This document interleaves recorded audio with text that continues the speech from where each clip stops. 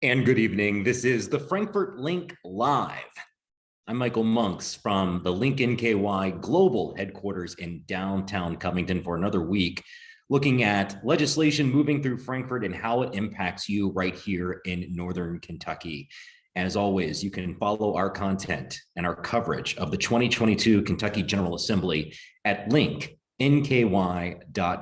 And also, as always, I'm joined by our Frankfort politics and government reporter, Mark Payne. He is embedded in Frankfort for the duration of the 2022 General Assembly session. Mark Payne, thank you for being with us. Thanks for having me, Michael. Our guest this week to talk about the legislation and other issues surrounding Frankfort and Northern Kentucky are State Representative Ed Massey, a Republican from Hebron. Representative Massey, thank you for being with us. And don't forget to unmute yourself. It's okay. We'll get this thing going here soon. Thank you very much for having me. Our pleasure to have you, Representative. And Northern Kentucky Chamber of Commerce President and CEO, Brent Cooper. Brent, a pleasure to have you as always. Thanks, Michael. It's great to be here. And while we typically jump right into reviewing legislation that has been moving through the halls of the Capitol over recent days, I think it's probably important tonight that we acknowledge something far more significant, arguably, happening many miles from here, and that is the Russian invasion of Ukraine, certainly top of mind for a lot of us as we grow increasingly concerned about what the end game might be and how this might all unfold. Of course, Russia invaded Ukraine in recent hours, and there have been global leaders tightening sanctions against Russia. And we've heard a lot of commentary about what all this means and what it could mean. But what does it mean for us right here? Could it mean higher gas prices? Could it mean a further escalation of conflict? And Representative Massey, I'll start with you as a lawmaker from Boone County in Frankfort. Sanctions on Russia is not on your immediate agenda, but can you give us an idea of how a global conflict like this can ultimately impact us here? Well, it certainly can. In fact, today, when the president was addressing the nation, we actually delayed going into our start of session so that our members could watch that presentation.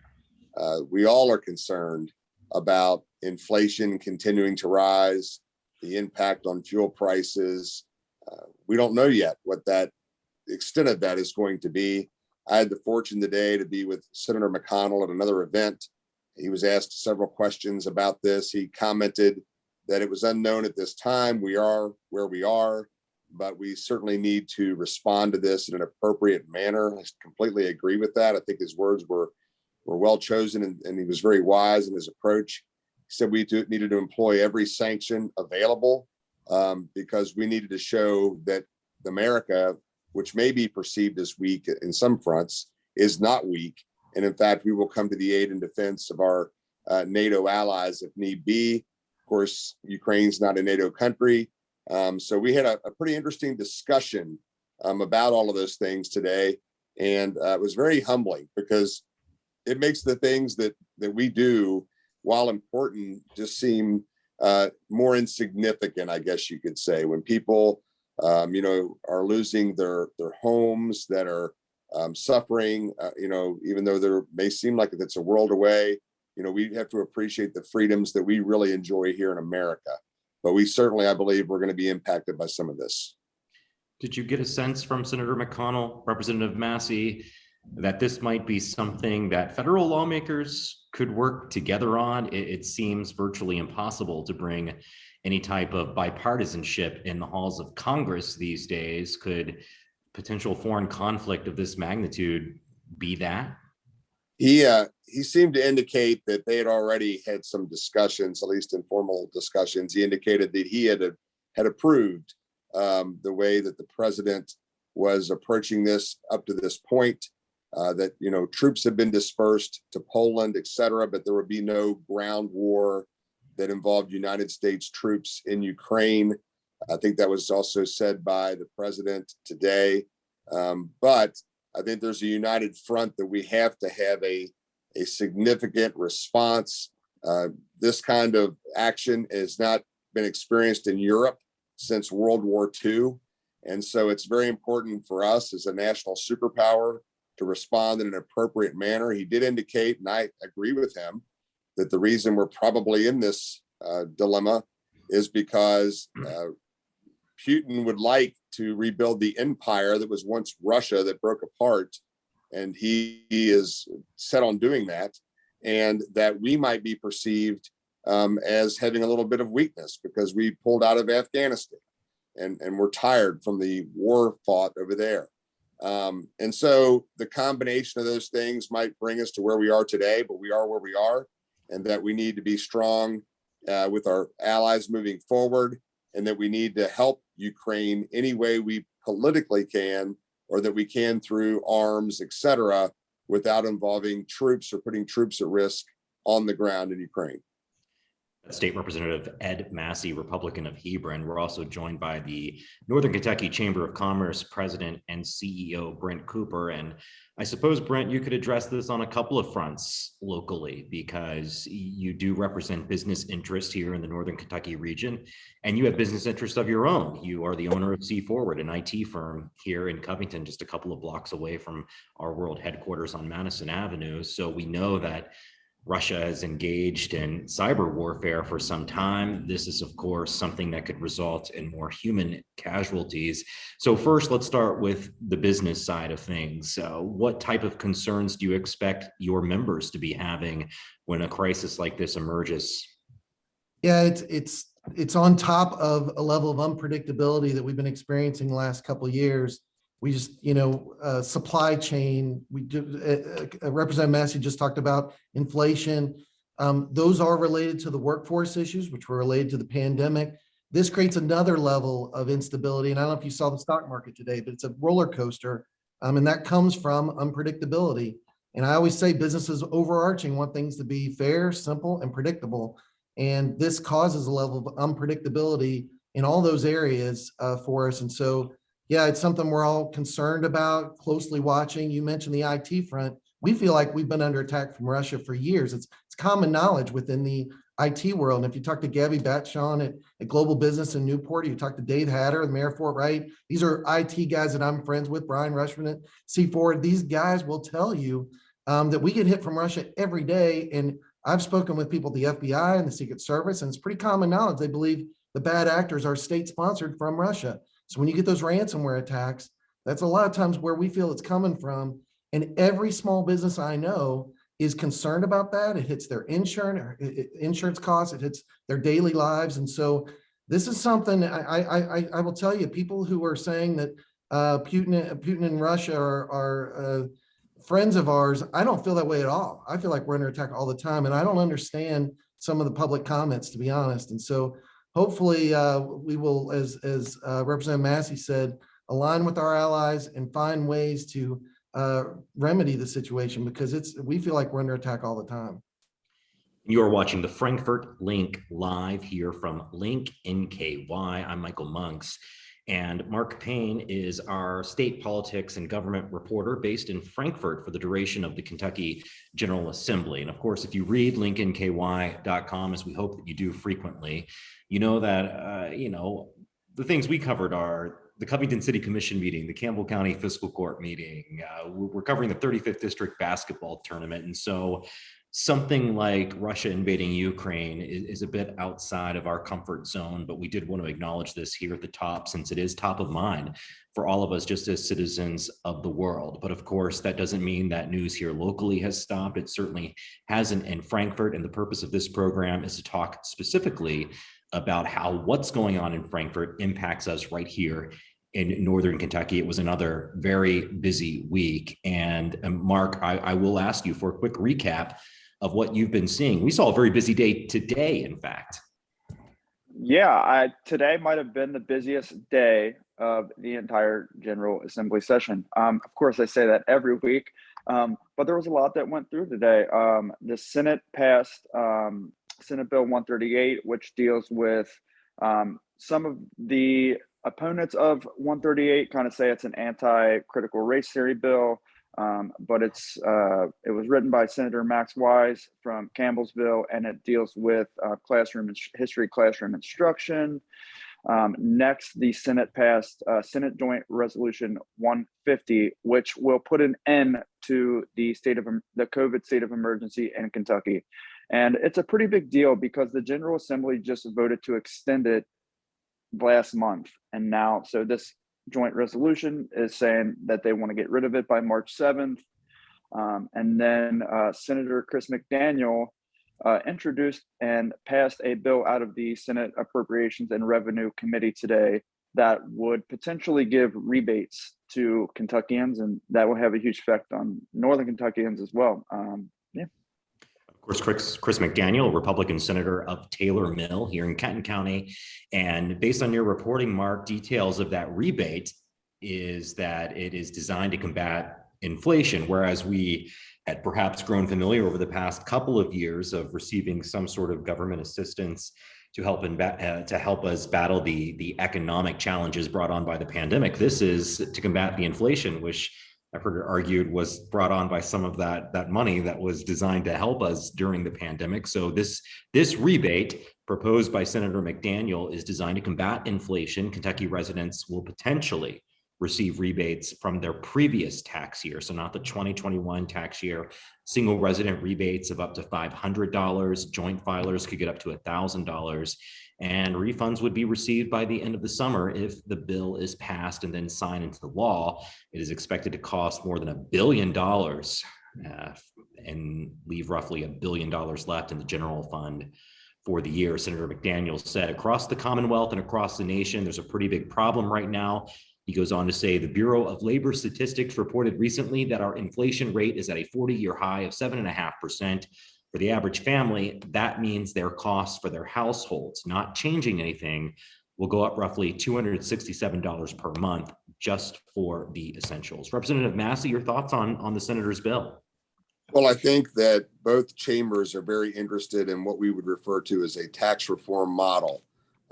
We think that we want to find ways to give back to our constituents. And I think the Senate has rolled out their version.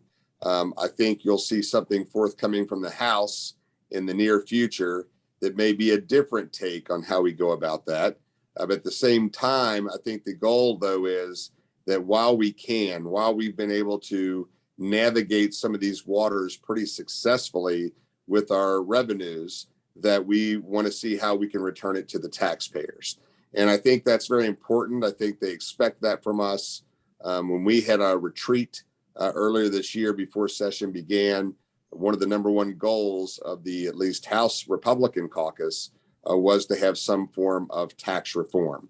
Obviously, we have been very budgetary minded this year, getting our budget out of the House. I believe it was January 20, which was historical because we got it out before the governor even did his address.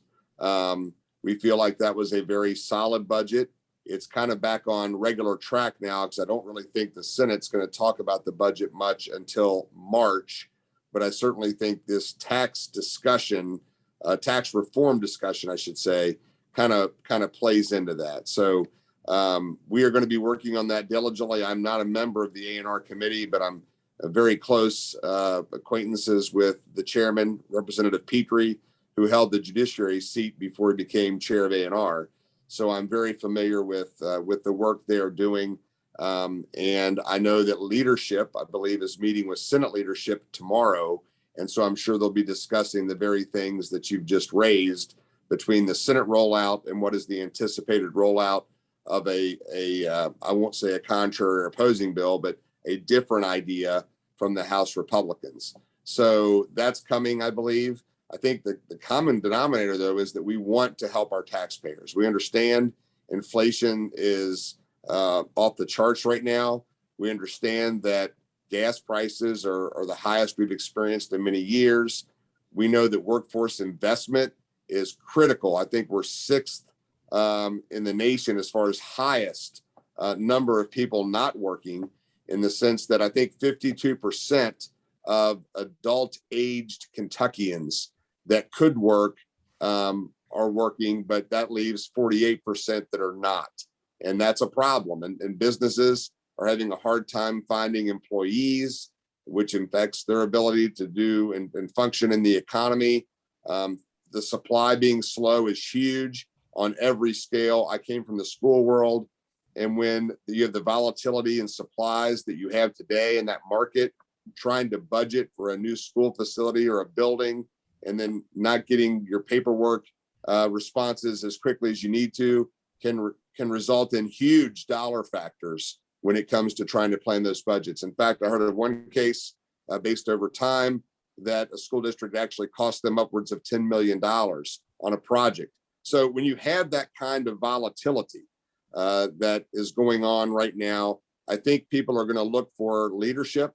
They're going to look for some consistency, and they're going to look for some answers.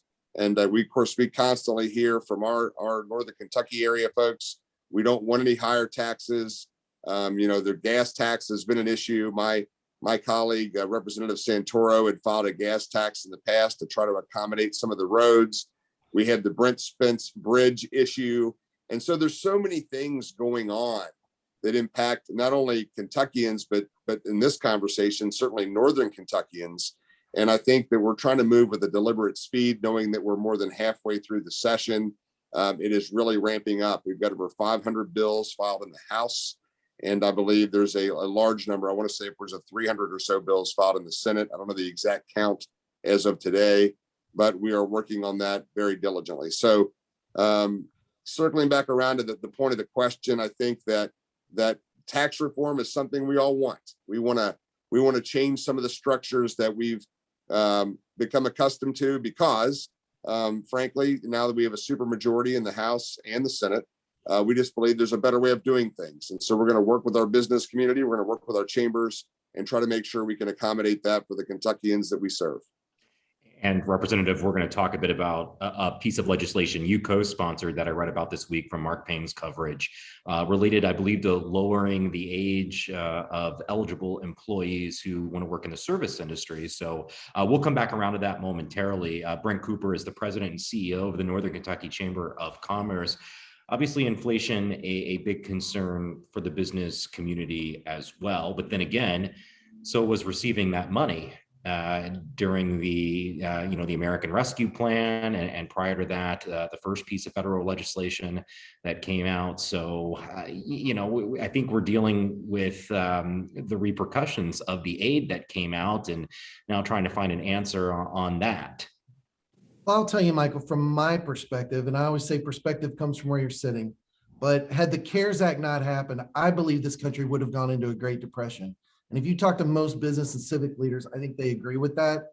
I think it was critical to keep our economy going and keep us afloat.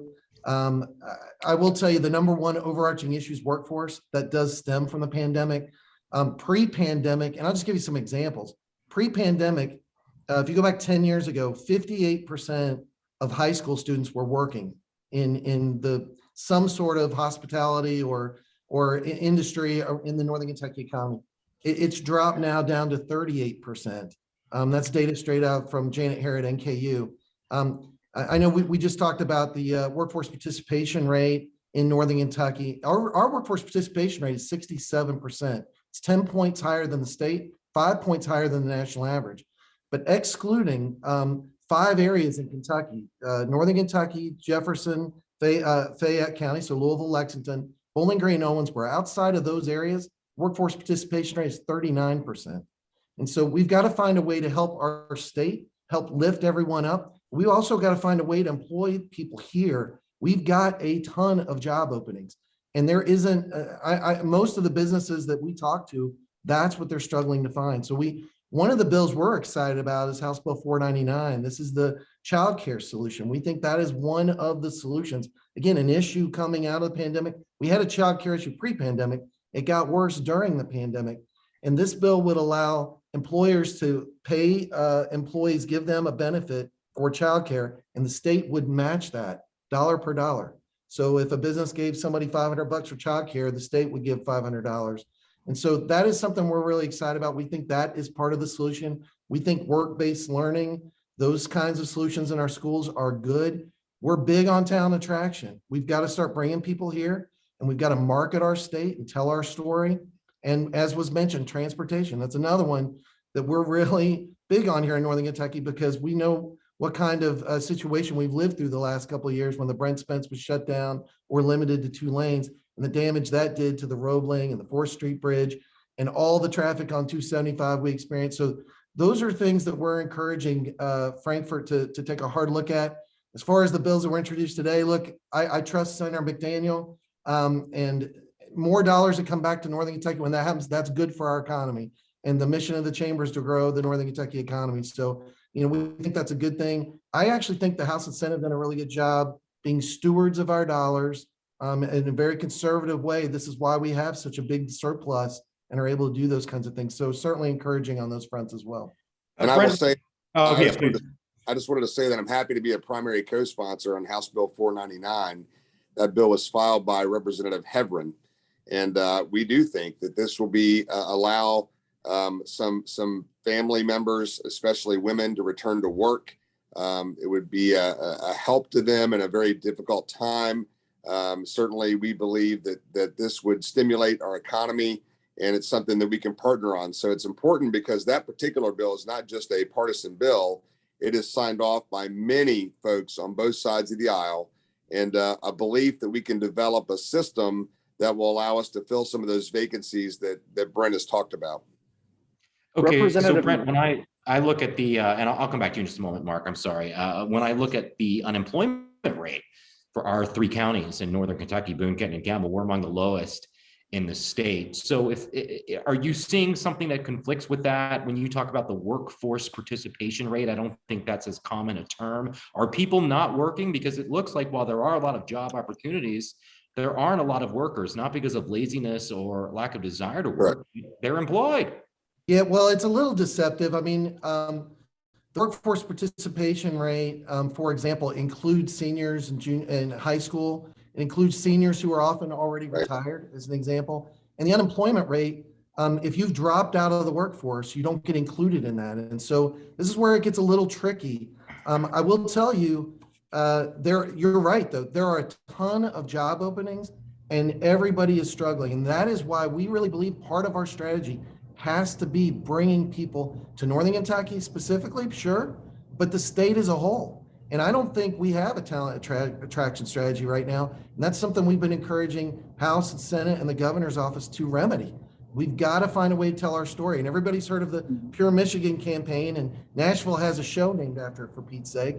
Let's find a way to tell our story and bring people here. We have a high quality of life and a low cost of living. And as you know, a wonderful place. We just got to find a way to market that better, and as a state, really start bringing people here. Well, we did manage to attract Mark Payne back to his hometown, and he's here with us. For sure. We've shipped him off to Frankfort. Mark, you wanted to say something moments ago. Yeah, Representative Massey, I've heard, so this session so far, I've heard from both sides, from the Democrats and the Republicans. They're both kind of taking credit for how, the windfalls and how well the economy is doing in the state. But I'm curious how much of this money is coming from the CARES Act and from ARPA funds.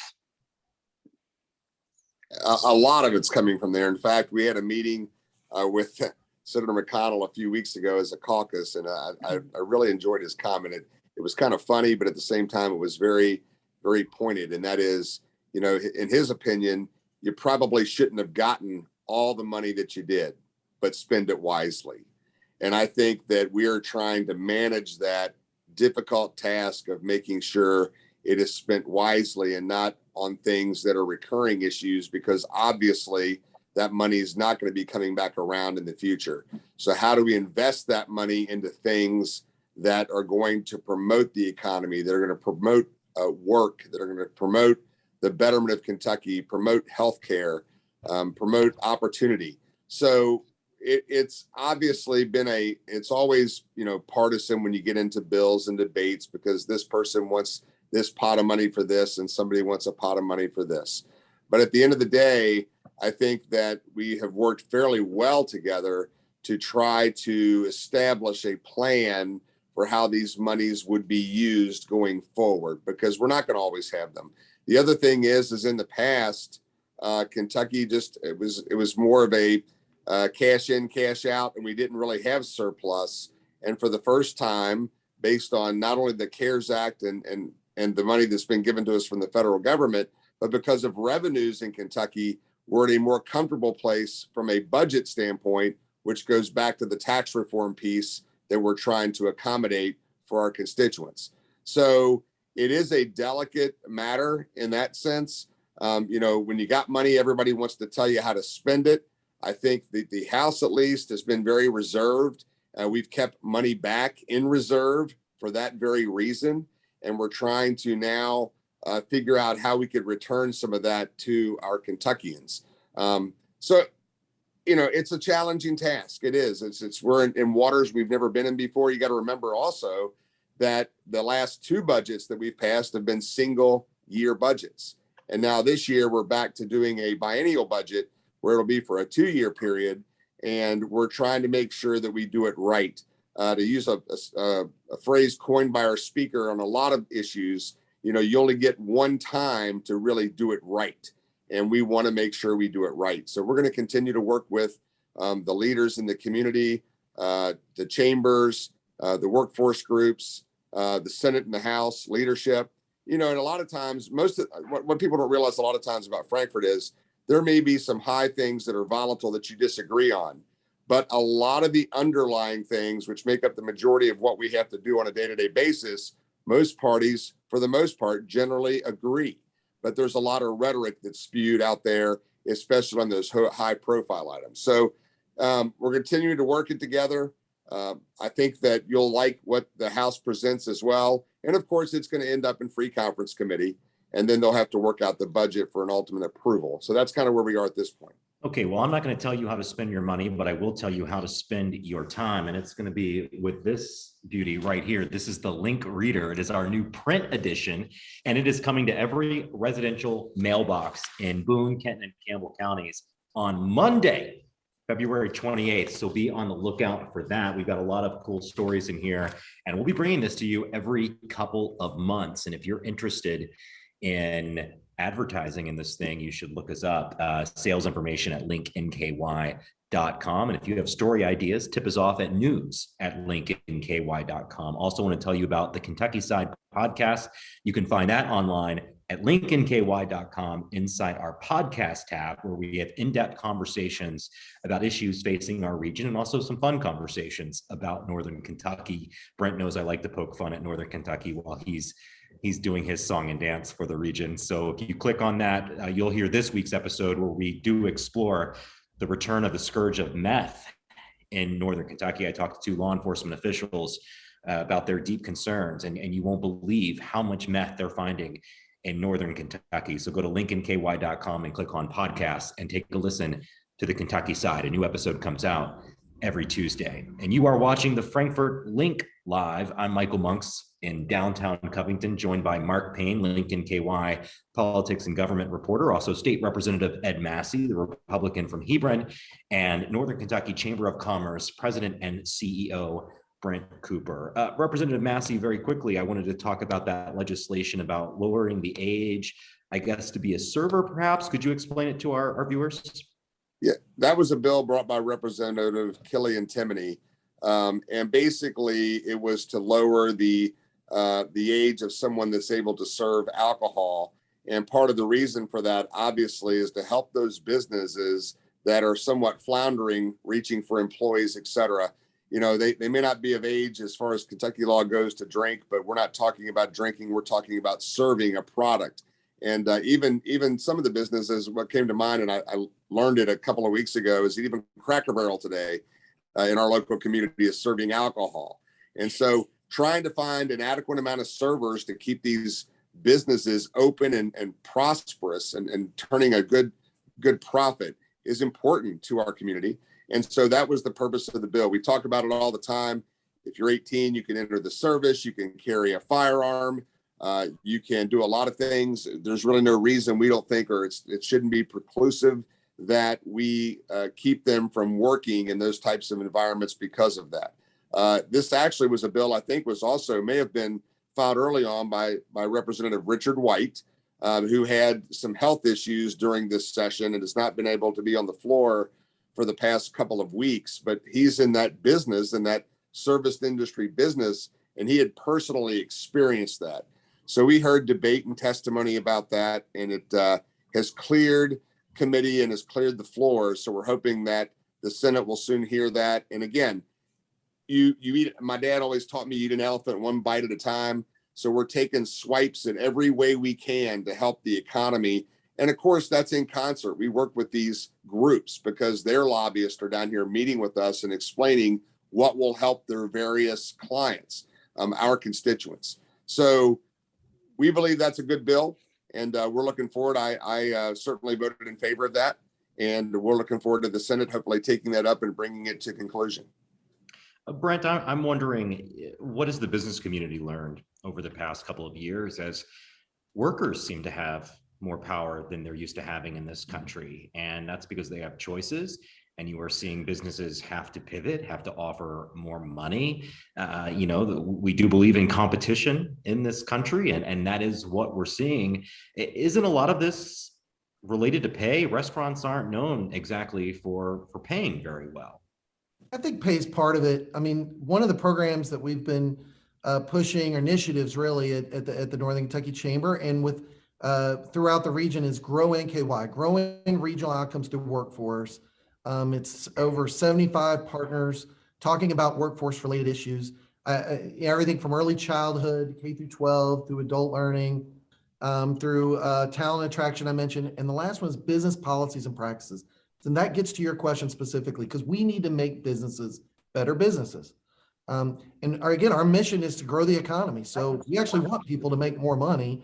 We want, but it's more than that. It's quality of life.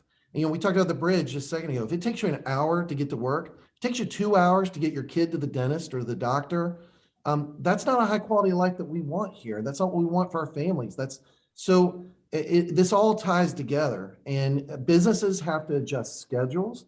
They have to pay people more for sure. There's childcare. There's all kinds of benefits that businesses can do to be creative and help have employees be happy in the work that they're doing. And so this is some of the conversations that we're having, and we're trying to get businesses to be creative. And we've seen businesses pay for bus passes, pay for transportation, pay for childcare. And so salaries might not go up, but you might have a higher quality of life and all kinds of benefits that in essence make up the difference in salary. So it depends on the industry. It depends on the business for sure. And we are seeing wages go up on a pretty broad basis here. That is part of the inflation. It is part of the issues that we're seeing. But I think businesses can be creative for sure. I will say, in the logistics area, nationwide, I heard $90,000 trucker or 90,000 people trucking shortage. We saw that at the docks, getting things unloaded. It used to be $3,000 to unload a shipping container in, let's say, New York or LA. That spiked to $25,000, from $3,000 to $25,000 in a very short amount of time. And that has a downward spiral on all the other logistics issues that come through this area. So we are a logistics site, and a lot of our businesses are related to that, advanced manufacturing and so forth. So, but our businesses have to find ways to compete, as you said, and the chamber and other organizations through Grow NKY are here to help them do exactly that. And we did see the announcement today of TQL, Total Quality Logistics, expanding its Boone County operations, as well as in Louisville and Lexington. And we know all too well that Legion Logistics is doing well at Newport on the Levee, and produced our CEO, Lacey Starling, who is now running Link Media, the owner of Link NKY. So yes. And Mark, I want to go back to the conversation about ending the state of emergency related to COVID-19 and some of the things that you might have heard on the floor of the General Assembly today, because politicians talking about the pandemic was often different than credible health officials talking about the pandemic.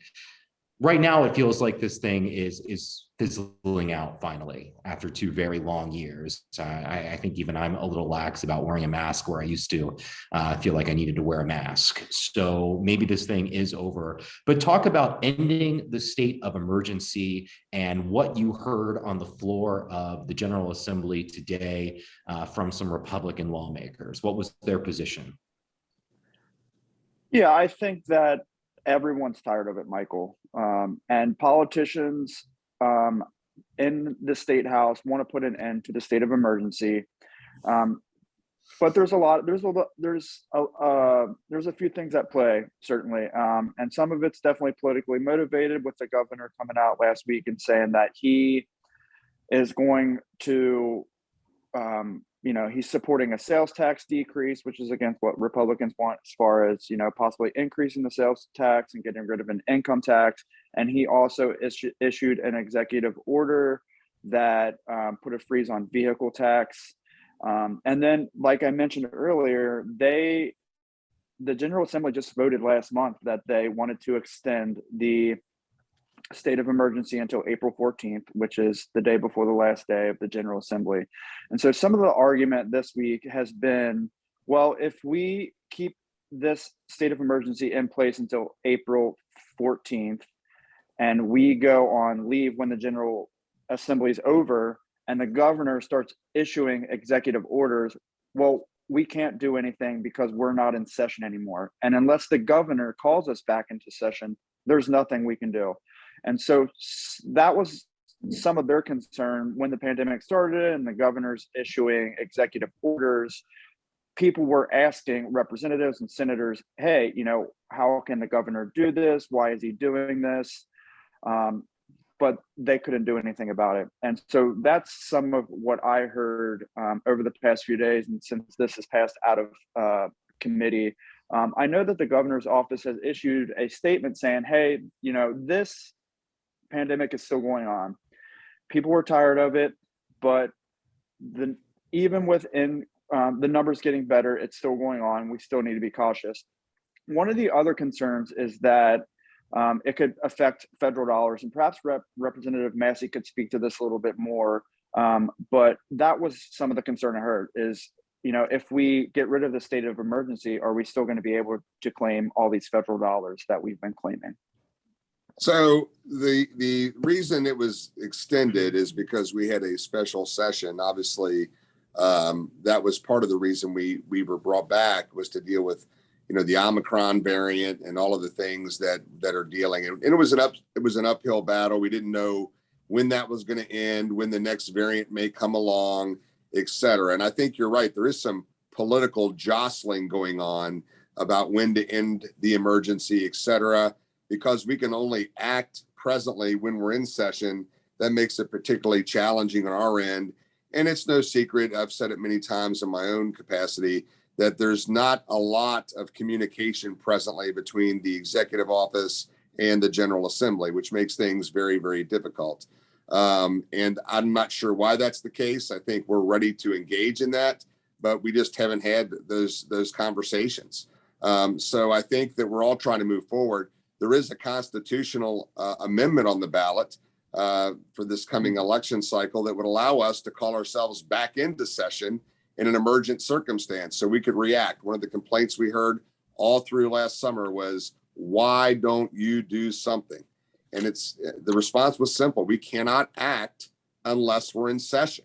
And so when we came back in, we took some efforts, we believe, to curb what we thought was an overreach of the executive branch. And there's been that pushing and shoving going on back and forth.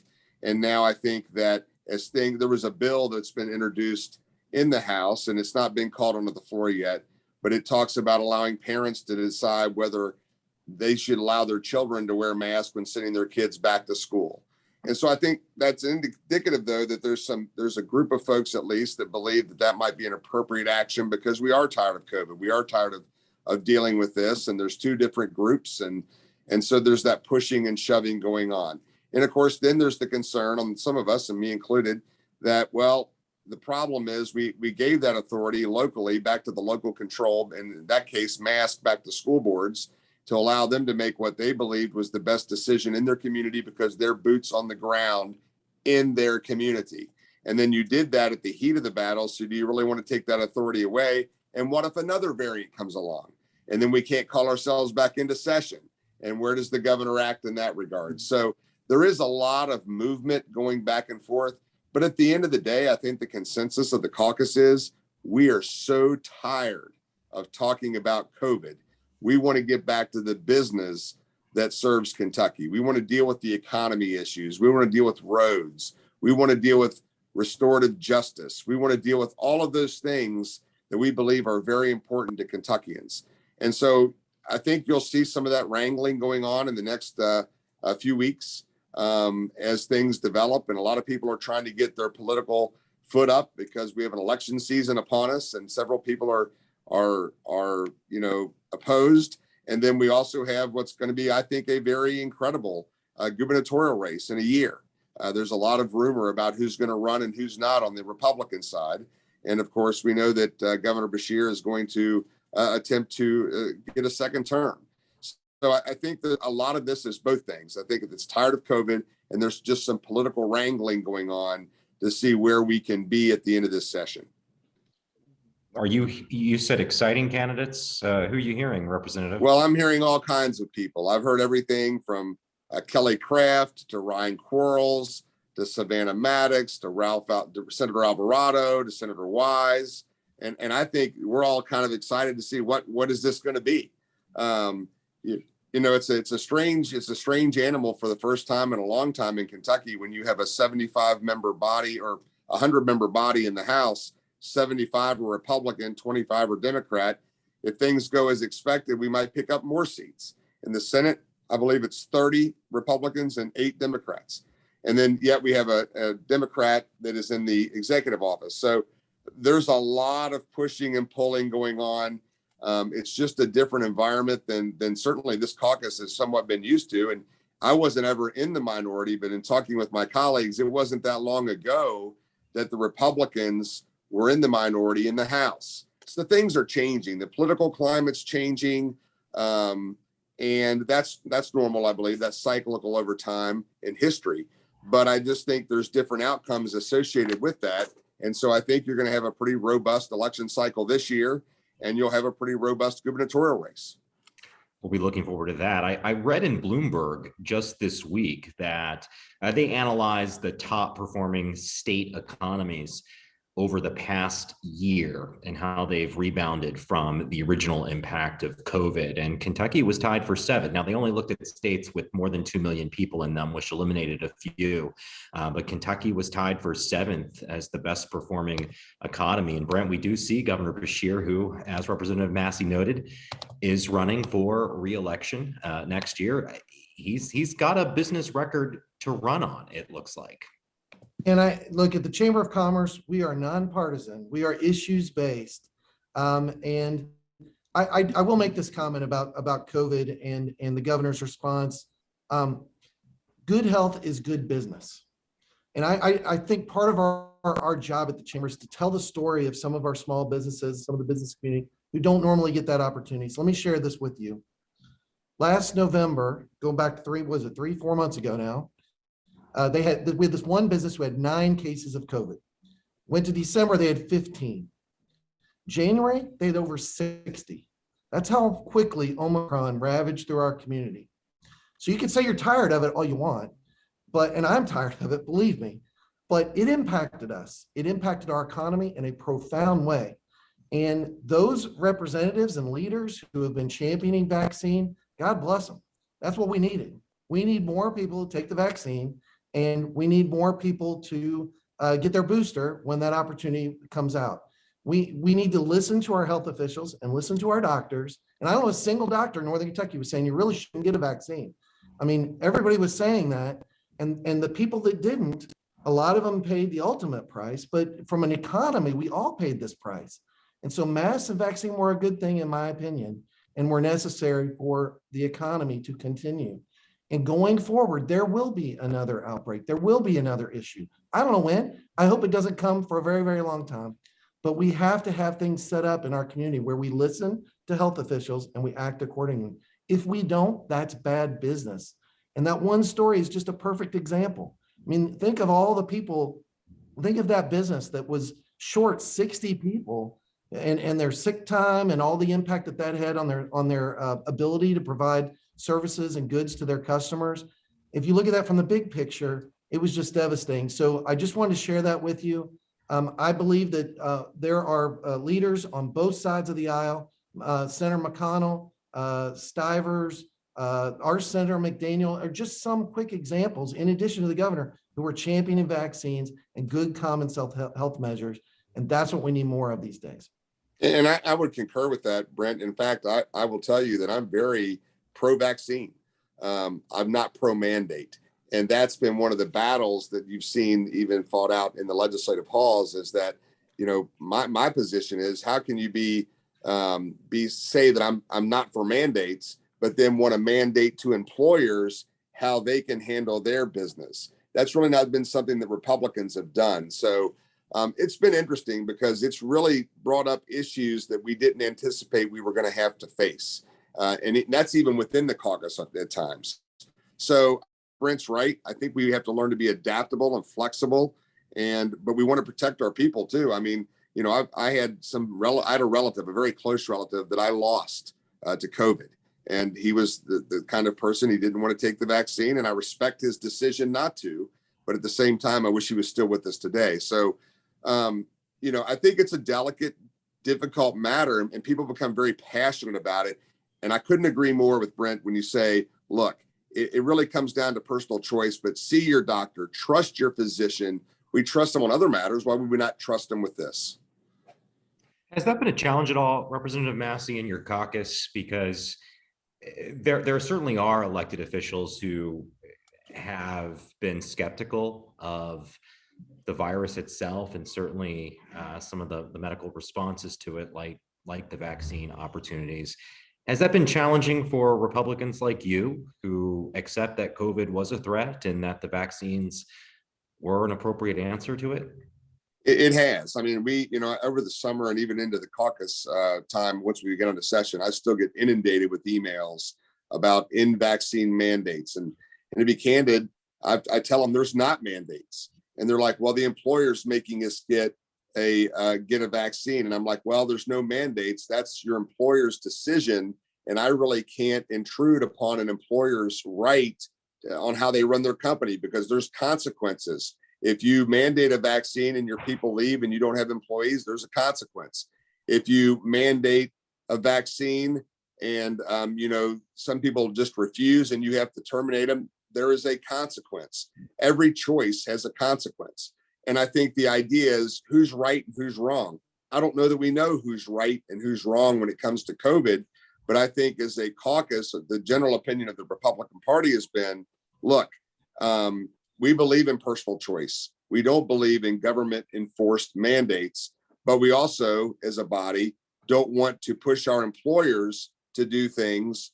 We wanted to stay free from them because we believe in the employment world and believe in promoting the economy. And, you know, how do you tell somebody at a hospital that they can't mandate a vaccine when they have nurses and doctors that may go into a very difficult unit where people are sick in ICU? What if somebody then, you know, basically transmits that disease and you have a breakout in your wing and those people die? So it's very hard. It's a hard discussion about personal choice. All right, in our last few minutes together, I want to talk about bridges. Mark Payne, are we hearing anything about bridges up here in the halls of the General Assembly? I feel like we have to explore this issue every single year. And I've been told that this might be the year that something finally happens on the Brent Spence Bridge front, whatever that might possibly mean or look like. Have those words been uttered? Yeah, I think we've heard about the Brent Spence Bridge for a very long time and from a lot of different politicians, but it sounds like it's as close as it's ever going to be. I know that the last that I heard, the House budget, the transportation portion of it will include some money, but they are waiting on word from the federal government. So there's a lot in play in terms of, you know, how much is the federal government going to match, you know, what Kentucky puts forward. And Representative Massey can correct me if I'm wrong, but I think that they're waiting on the House budget the House budget's in the Senate right now, but some of it is waiting on how much the federal government's going to match. And so I think that they're waiting there. That's where it's stuck right now.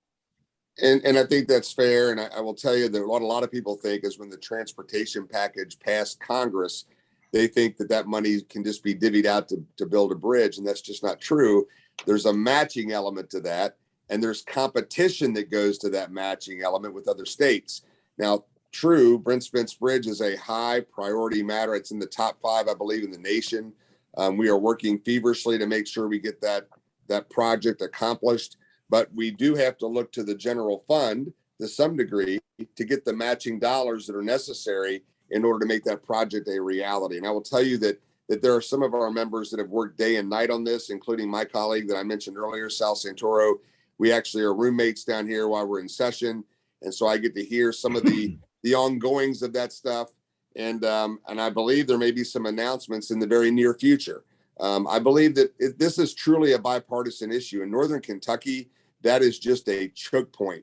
And then you worry about traffic being diverted into Covington, which is detrimental to their production and their economy during the daytime hours. You know, the footprint of the bridge, where's that going to be and how does that impact the city? We certainly don't want to harm one of our bigger cities. But I think we can all agree that that is such a corridor for this side of America. In fact, you know, all of these Amazon buildings and these storage facilities that are in the central heart of the United States depend on those avenues in order to move their products. And so it is very important to us. We don't want to have tolls. I'll tell you the consensus of our caucus for sure is that we are absolutely not wanting tolls. We do not want to put that down on our taxpayers and our constituents. That was probably something that was said in the last gubernatorial election that was very detrimental to our Republican candidate, because in just a few days prior to the election, he mentioned the fact that there may have to be tolls, and we certainly don't want to have tolls. We want to work with Ohio. We want to work with the congressional members in Ohio and Kentucky, and we want to make this project a reality. So I know that that's been a big issue for the chamber, and Brent has worked diligently on that. And so we are going to continue to push as hard as we can push to make that a reality. It's not just important to Northern Kentucky either, because that is a corridor from basically Michigan to Florida that supplies so much of the eastern United States and the Midwest with product. And so it's essential that we actually widen that choke point in order to make sure that we can have safety and that we can have product being able to be delivered. And Brent, I know you've probably got something to say about this. You certainly have for the past several years. And rather than offering just an open-ended opportunity for you, I'm curious what we learned about traffic around that bridge over the past couple of years, because obviously we all remember the fiery crash that shut it down and the impact that had. Of course, it was in the midst of a pandemic, so it wasn't being used quite as much, but some of us were still out there driving every day.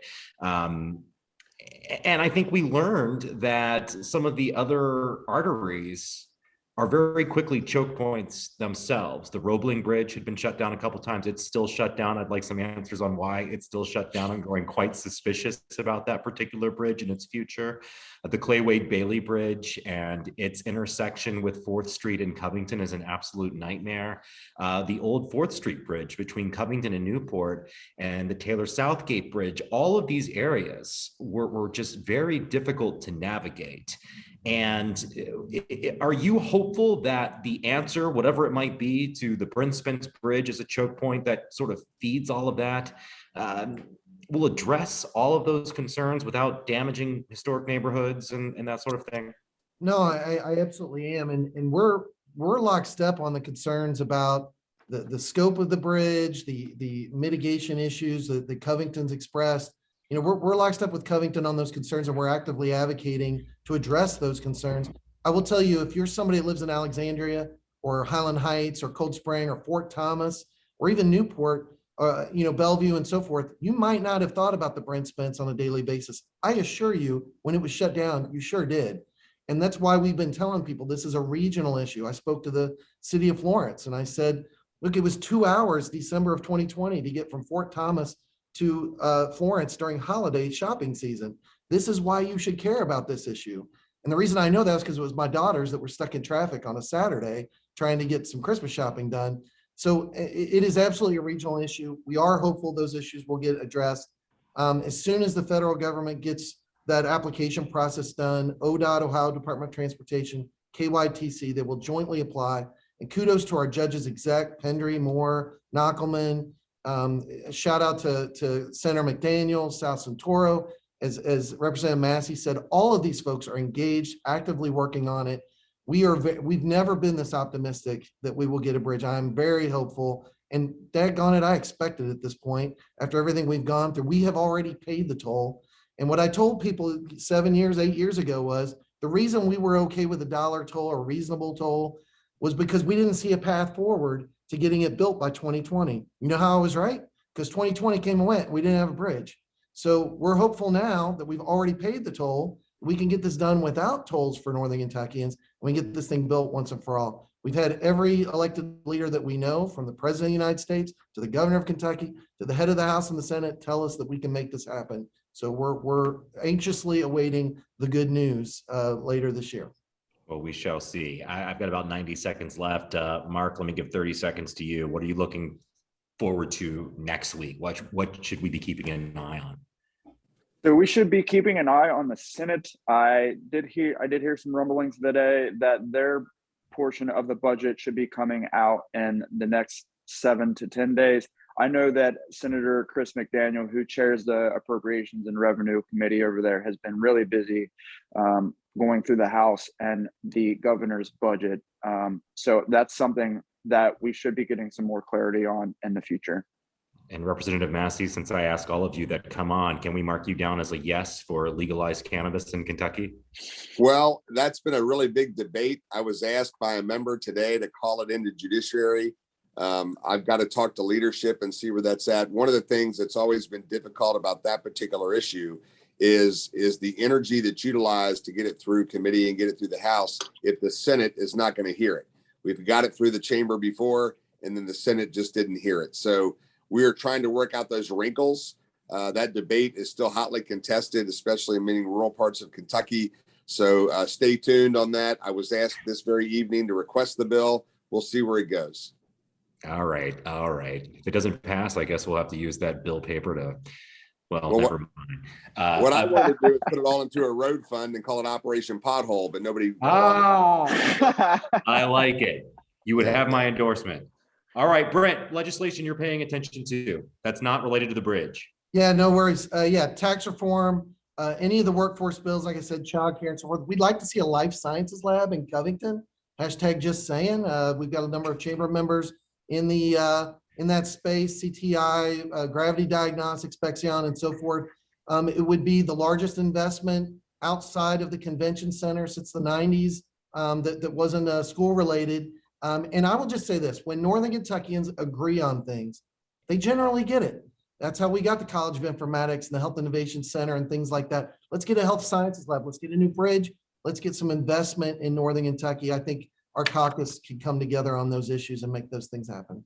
That's Brent Cooper, President and CEO of the Northern Kentucky Chamber of Commerce. We've also been joined by State Representative Ed Massey, Republican of Hebron, and Link NKY politics and government reporter Mark Payne. I'm Michael Monks. You've been watching the Frankfort Link Live. Follow us online on wherever you do your social media thing, and always on our website, up to the minute headlines at linknky.com. Brent, Representative Massey, Mark, thanks to all of you for joining us.